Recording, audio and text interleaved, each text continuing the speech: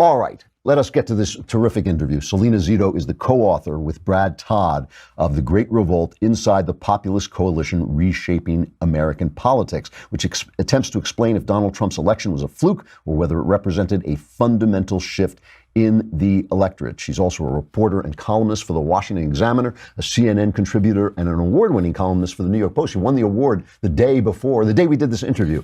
Listen up. Great interview with Salena Zito. Salena Zito, thank you so much for coming on. Thank you so much for having me. And congratulations on winning the New York State Associated Press Award for your columns in the New York Post. That's great. That was quite an honor. And for someone who lives in Pittsburgh, it was really even doubly an honor. So let's talk about the Great Revolt Inside the Populist Coalition Reshaping American Politics.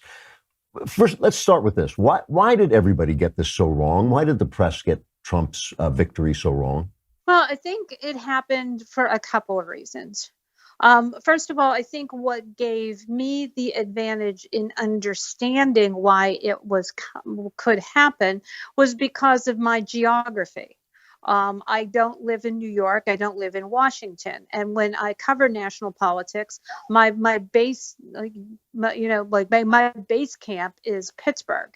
And so I have, geography in my hand as a tool because, I can, be able to talk to the people in the areas where they live who were going to make the difference. So we're talking about Pennsylvania, Ohio, Michigan, Wisconsin, all of those sort of instrumental areas. And when you live here, you understand the people better, and when you live outside the Beltway, I know we don't like to say that things are different, but they are. It's a different pace. It's a different way of life. It's having different values. And so I was able to understand a change was coming probably because this is where I live. And the other thing is how I approach reporting. I don't fly somewhere. I don't parachute in. If I'm going to cover a town or a region or even a rally, I always take a back road. I never take the turnpike either or an interstate. And I usually stay in a town for a couple of days and stay in a bed and breakfast. So the first person I meet is a small business person. So that gives me a different sort of perspective than parachuting in. Sometimes I think when you parachute in, it sort of dulls your instincts because you're on such a limited time. You tend to go for the shiny object instead of what is the regular or what is the norm. I could do an entire interview with you about what you just said and what it says about our journalistic community. But I do want to move on because I think you're pointing to everything in a way that's wrong with our journalism in the country. But what you saw, what basically everybody was looking at, they were looking at Trump.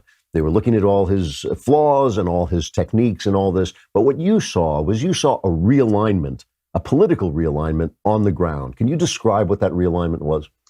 Yeah, so you hit the nail on the head. This election was not about Donald Trump. And that's what most journalists and most academics and most pundits were focusing on. He was just sort of the result of it, but he wasn't the cause of it. This has been going on since 2006. I've been warning that the potential existed since those first midterm elections in 2006 when the Democrats won, because they won by running moderate Democrats, pro-life, pro-gun for the most part, who were really in touch with their community. And I remember writing at the time, if we do this back and forth, we're going to have a populist election in 10 years. I was off by a year, so it wasn't bad. And that's exactly what happened. We swung in 2006 to the Democrats, but people thought it's because people like Democrats more. No, they didn't like them more. They just like Republicans less. Same in 2010 in those midterms, where we swung back and we voted in the Republicans and then swung some more in 2014. And in between those great big wave elections, two important things happened. We had a huge recession, and we also had a technological sort of industrial revolution. Those are all indicators that something is amiss. Something is upending the electorate. There is an instability. And you just sort of counter that with seeing that the people that make all the decisions in our culture, I'm not just talking about government, I'm also talking about sports and Hollywood and, even the large political parties and government, they had sort of lost touch with the people that they serve and or who buy their goods. And because of that, this sort of populism against all things big, which that is the modern definition of populism, a healthy skepticism against all things big. And so all those forces were realigning these parties every couple of years, but nobody was really watching that because it was so incremental. I mean, take Pennsylvania in particular. Between 1996 and 2016, or 2012, I should say, Pennsylvania became 0.4 more Republican every 4 years in every 4 presidential races. So Bill Clinton won 28 counties in 1996. Barack Obama, he won 13.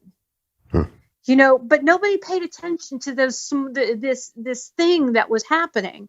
But I did because I live here and I listened to people. And so that's kind of why I understood that the potential for this to happen has been right in front of our eyes.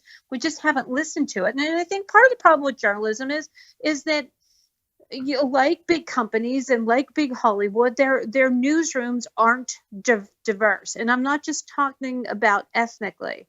I'm also talking about you don't have a lot of people in a newsroom that came from a blue collar town or went to a state school or sits in a church every Sunday or sits in a synagogue every Friday or owns a gun, or is pro-life. So that lack of diversity makes it hard for people to understand things that aren't the same as their values. No, there's no question about this. It is absolute. And then they don't even understand that they're biased because there's nobody sitting at the desk next to them to say that you're biased. So they're all just confirming what they think. Right. And that's the problem in everything in our society. The other day, John Boehner was asked about the Republican Party, and he said something to the effect of the Republican Party is gone. It's taking a nap. What we've got is the Trump Party. And I thought, well, is the Republican Party taking a nap, or is it being transformed? Is it being changed to meet this new coalition that you're talking about? If you could describe philosophically for a moment, you're talking about cultural things, you're talking about a cultural sense of things, but is there a platform that this new coalition wants? Well, it's pretty much all laid out in the Great Revolt. And trust me, this new coalition, like any time parties realign, is messy, because the Republican Party has become more of a populist party. So things like entitlement reform aren't at the top of the of sort of the wish list as it was when it was more Paul Ryan's party or Mitt Romney's party. And they've inherited a lot of broadly different voters who are conservative but aren't necessarily Republican. So there's going to be some growing pains. The voter that the Republican Party may shed would be the affluent suburban voter. I'm not convinced of that because they're getting a lot of what they want anyways, despite not particularly caring for Trump. But that's probably their sort of weakest voter out of all the archetypes that are outlined in the Great Revolt. Which, by the way, those archetypes were also confirmed with doing a poll after I did all my reporting. So it wasn't just I find these voters and this is what I think. It began with that, but Brad and I believed that it was important to back up our reporting with a extensive survey to make sure that what we found was indeed true across the board. You know, you talk about these archetypes. You talk about the silent suburban mom and King Cyrus Christians, all this. And uh, what I want to ask is the press is repeatedly, continually making this all about race. How much do you think it was about race? I think race plays a part in both parties in a small percentage of a way. I don't think it's a determining factor. I Hmm. mean, if you look at several of the archetypes in the Great Revolt, there are several families who have, you know, adopted minority children, and are very Hmm. insulted by people referring them to as racist. I rarely find that that is the case with a voter. I would say, maybe 2%. And I would argue that it's about the same in the Democratic Party too. But the problem is that that's sexy, right? Or that stops a conversation. When people don't want to address the fact that both parties have lost these voters, they just say, oh, it's because they're dumb and they're racist, because they don't want the conversation to go any further, because they don't want to think about possibly their contribution into the failures of holding these voters. Right, right. What is a King Cyrus Christian?